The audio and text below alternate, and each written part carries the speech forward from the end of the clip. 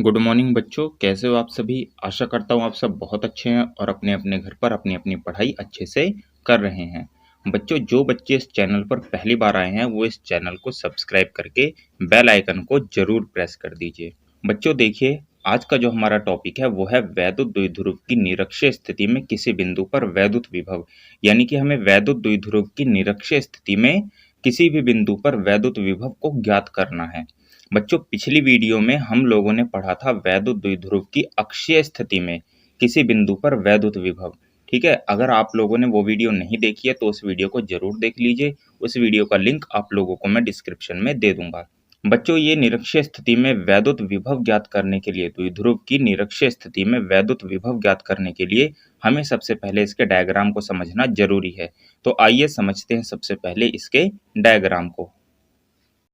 तो देखिए बच्चों, इसके डायग्राम में क्या है, ये एक द्विध्रुव है। ठीक है, ए बी एक द्विध्रुव है। इसकी जो लंबाई है वो है 12। ठीक है, इसकी लंबाई 12 है। अब देखिए, मध्य बिंदु ओ से ये आर दूरी ऊपर की तरफ है बिंदु पी, निरक्षीय स्थिति में बिंदु पी है। बच्चों, हमने आपको बताया था निरक्षीय स्थिति क्या होती है। किसी भी रेखा की जो निरक्षीय स्थिति होती है वो इसके मध्य बिंदु से लंबवत रेखा खींच देने पर हमें प्राप्त होती है। मध्य बिंदु से लंबवत ऊपर या नीचे की ओर रेखा खींच दीजिए, वही उसकी निरक्षीय स्थिति होगी।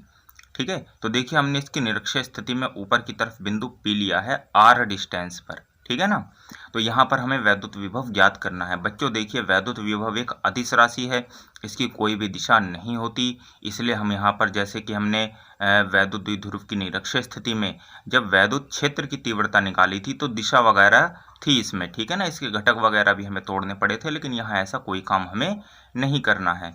देखिए बच्चों, बिंदु ए पर है माइनस क्यू और बिंदु बी पर है प्लस क्यू आवेश। ठीक है, और ए से पी तक की जो लेंथ है और बी से पी तक की लेंथ, ये दोनों बराबर होंगी। ठीक है, और जो कि कितनी आएंगी, रूट में R square plus L square by Pythagoras प्रमेय लगा करके हमें इसकी लेंथ ये वाली निकाल देंगे। ठीक है, ठीक इसी तरीके से ये वाली लेंथ निकालेंगे तो ये भी रूट में R square plus L square आएगी। चूंकि ये आर है और ये एल है, ठीक है, ये भी एल है और ये आर है, तो ये भी बराबर आएंगे एक दूसरे के। देखिए बच्चों, यही चीज हमने इसकी थ्योरी में भी लिखी है। माना ए बी कोई वैद्युत द्विध्रुव है जिसके आवेश माइनस क्यू व प्लस क्यू है तथा इसकी लंबाई 2l है। ठीक है, ए बी वैद्युत द्विध्रुव है, इसके आवेश माइनस क्यू प्लस क्यू है और इसकी लंबाई जो है वो 2l है। देखिए, द्विध्रुव के मध्य बिंदु ओ से आर दूरी पर निरक्षीय स्थिति में कोई बिंदु पी है। ठीक है, द्विध्रुव से आर दूरी पर निरक्षीय स्थिति में कोई बिंदु है पी, जिस पर वैद्युत विभव ज्ञात करना है। अब देखिए बच्चों, माइनस क्यू आवेश से बिंदु पी की दूरी, जो माइनस क्यू आवेश था उससे बिंदु पी की दूरी ए पी थी। भाई, बिंदु ए पर माइनस क्यू आवेश था तो ए से पी तक की दूरी ए पी हो गई, जो कि बच्चों कितनी निकाली थी हमने, पाइथागोरस प्रमेय लगा के, रूट में R square plus L square. ठीक है, और ऐसे ही प्लस क्यू आवेश से बिंदु पी की जो दूरी है वो बी पी हो जाएगी।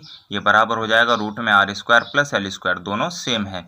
अब बच्चों देखिए, हम बिल्कुल वैसे ही करेंगे जैसा कि हमने पिछली वीडियो में किया था। प्लस क्यू के कारण बिंदु पी पर विभव निकाला, V1 बराबर क्या आ जाएगा, 1/4 के इंटू में प्लस क्यू अपॉन में बीपी, क्योंकि प्लस क्यू आवेश से बिंदु पी की जो दूरी है वो बीपी है। देखिए बच्चों, ये जो फॉर्मूला है ये है बिंदु आवेश के कारण कुछ दूरी पर वैद्युत विभव। ठीक है, उस वीडियो का भी लिंक मैं आप लोगों को डिस्क्रिप्शन में दे दूंगा। जिन बच्चों ने वो वीडियो नहीं देखी है वो वीडियो भी जरूर देख लीजिए।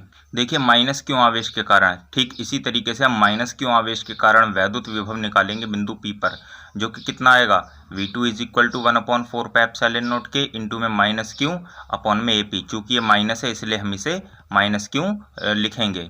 ठीक है बच्चों, के जो है वो माध्यम का पैरावैद्युतांक है।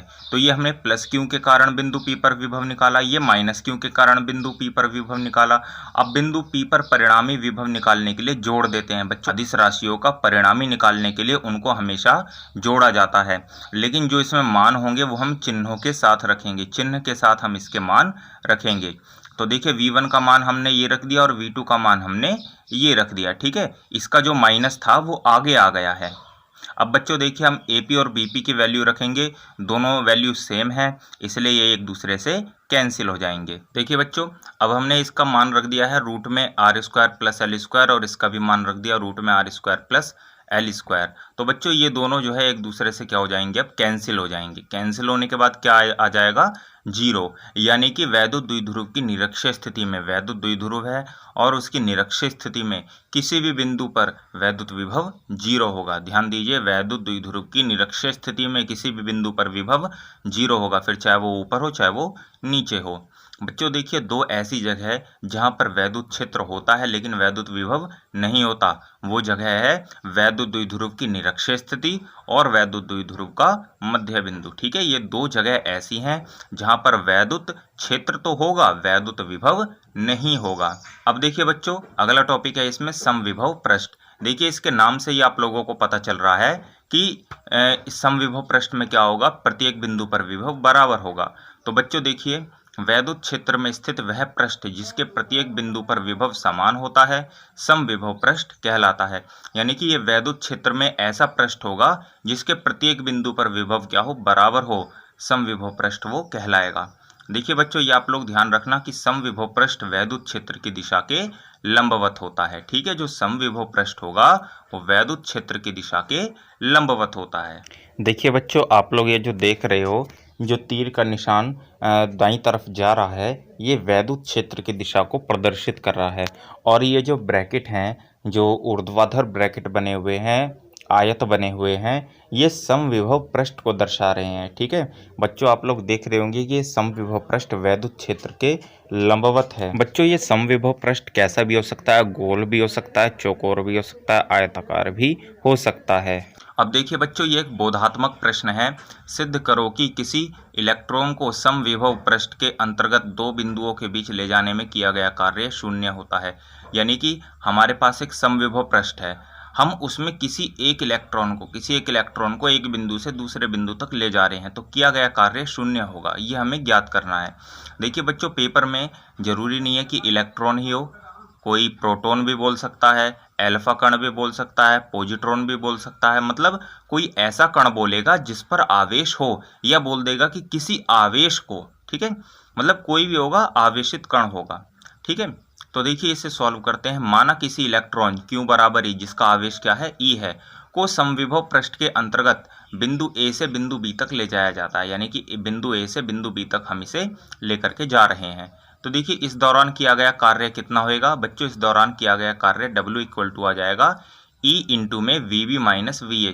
देखिए बच्चों, हमने इस चैप्टर की पहली वीडियो में ये फॉर्मूला पढ़ा था, delta V is equal to W upon में क्यू नोट था, लेकिन यहाँ पर हम क्यों लिख देते हैं। ठीक है, तो देखिए क्यू की मल्टीप्लाई हमने इधर कर दी, तो W बराबर आ गया क्यू डेल्टा V। क्यू क्या है, आवेश है, और डेल्टा V क्या है कि हम क्यों आवेश को जिन दो बिंदुओं के बीच लेकर के जा रहे हैं, उन दो बिंदुओं के बीच विभवांतर।